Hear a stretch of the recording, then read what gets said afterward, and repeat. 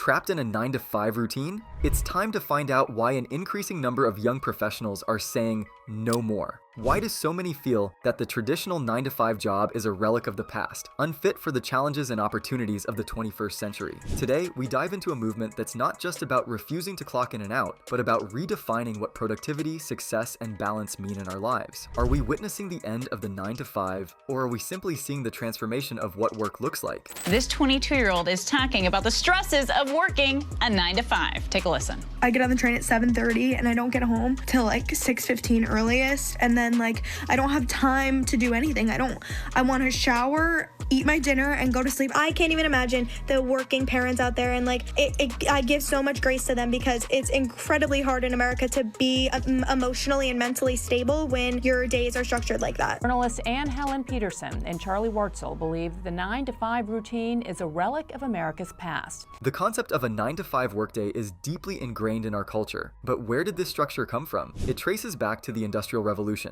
a time when factory owners needed to regulate work hours to maximize productivity and control the labor force. This led to the standardized 8-hour workday, which was later championed by labor unions and became a symbol of workers' rights. Fast forward to the late 20th century, and the rise of the digital age began to challenge this model. The internet and mobile technology have blurred the lines between work and home, making it possible, and increasingly common, for people to work remotely. This shift has been accelerated by recent global events, like the pandemic, which forced many industries to rethink their work models almost overnight. But the shift isn't just about technology, it's also about changing societal values. Today's workers, especially Millennials and Gen Z, prioritize flexibility, work-life balance, and job satisfaction over traditional employment perks. They question the relevance of a rigid work schedule that doesn't fit the needs of a modern, digitally connected society. Moreover, the rise of the gig economy has introduced a new dynamic in the labor market. Platforms like Uber, Fiverr, and Upwork offer unprecedented flexibility, allowing people to choose when and how much they work, often with multiple employers simultaneously. This has given rise to a more fluid work-life model, where personal and professional lives can coexist more harmoniously.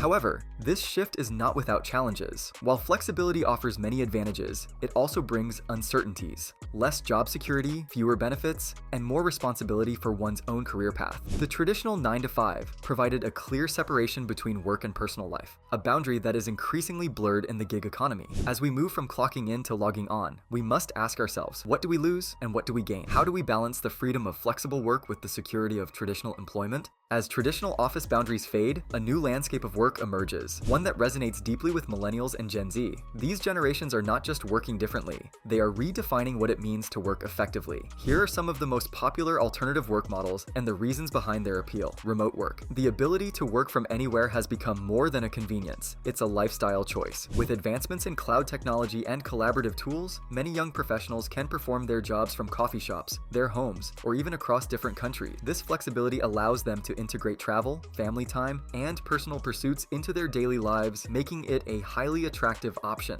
Flexible hours. Rather than sticking to a strict 9-to-5 schedule, flexible hours allow workers to start and end their days when they feel most productive. This adaptability is particularly appealing to those who may be night owls or early risers, enabling them to work at their peak times of alertness and creativity. The 4-day workweek. Gaining traction globally, the 4-day workweek tests the notion that less can be more. Companies like Microsoft Japan reported a significant productivity boost up to 40% after implementing a shorter workweek. Microsoft Japan reported that its sales per employee jumped 40% after experimenting with a 4-day workweek. This model not only promises greater work-life balance, but also suggests that productivity isn't necessarily tied to longer hours. Job sharing. This model allows 2 or more individuals to share the responsibilities of one full-time position, providing flexibility and reducing burnout. It's particularly appealing to those who wish to pursue part-time careers while dedicating time to other passions or responsibilities. Freelancing and the gig economy. The rise of project-based and freelance work enables professionals to choose short-term tasks and projects that align with their skills and interests. This model offers a sense of autonomy and empowerment as individuals can directly negotiate their work terms and exposure to diverse opportunities.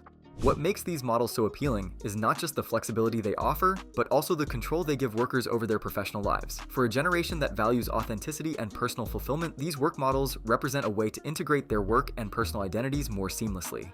As we move beyond the office walls, it becomes clear that the future of work is not about where you work, but but how you work. The rising popularity of these alternatives among younger generations is not just a trend, but a fundamental shift towards a more personalized and sustainable approach to professional life. As workplaces evolve, they need systemic changes to support new working models that move away from the traditional 9-to-5 schedule. These changes include updates in technology, management styles, labor laws, human resources policies, and training programs. Firstly, for flexible and remote work models to be effective, companies must invest in strong technological infrastructure. This includes reliable high-speed internet, secure cloud services, and advanced tools for video conferencing, real-time document editing, and virtual project management. Companies like Google and Microsoft are leading this shift with platforms such as Google Workspace and Microsoft Teams, which enable seamless remote working experiences. Secondly, there needs to be a cultural shift in management. Instead of overseeing employee presence, managers should focus on the outcomes of their team's work. Netflix exemplifies this approach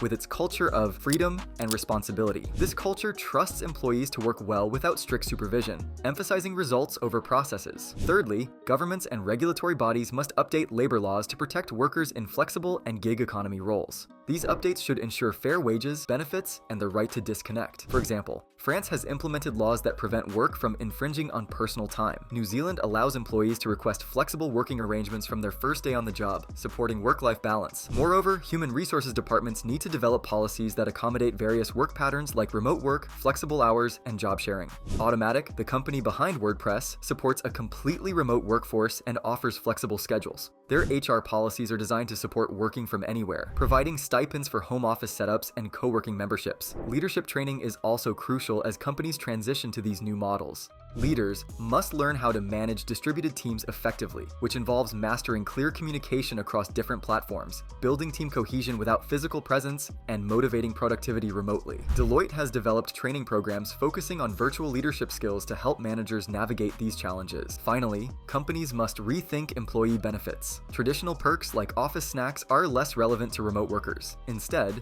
companies like Airbnb have redesigned their benefits packages to include travel stipends, recognizing that their employees value experiences over traditional office perks. This aligns with the company's culture and attracts talent who prioritize flexibility and personal growth. By implementing these changes, companies not only enhance employee satisfaction, but also set new standards for productivity and innovation in the workplace. These pioneers show that adapting to new work models is both feasible and beneficial, shaping the future of work to be more inclusive, flexible, and responsive to the needs of today's workforce. Economically, companies that adopt flexible work models often see a boost in productivity and lower costs. For instance, allowing employees to work from home can reduce the need for large office spaces, cutting down rent and utility expenses. Workers often feel happier and less stressed in these roles, which can lead to lower turnover rates and reduced recruitment and training costs. However, workers may face unpredictable income streams and lack access to health insurance, paid leave, or retirement plans. This can lead to financial instability for individuals, which might require new types of social safety nets. On the social side, the move away from fixed work schedules can deeply affect community and family life. Flexible work hours allow individuals more control over their time. Parents can adjust their work schedules to be more present for their children, and all workers can better manage personal commitments alongside their careers. However, this flexibility can also blur the lines between work and personal life, leading to an always-on culture. The expectation to be constantly available can increase stress and decrease overall well-being, contradicting the intended benefits of flexible work arrangements. Moreover, the shift can make inequalities worse, especially if high-paying jobs offer more flexibility while lower-paid positions remain rigid. As fewer people need to live near their workplaces, there might be less demand in city centers and more in suburban or rural areas. This could lead to big changes in how cities are designed and function, affecting public transportation, infrastructure development, and local economy. What does a successful career look like to you in this new landscape? Only time will tell.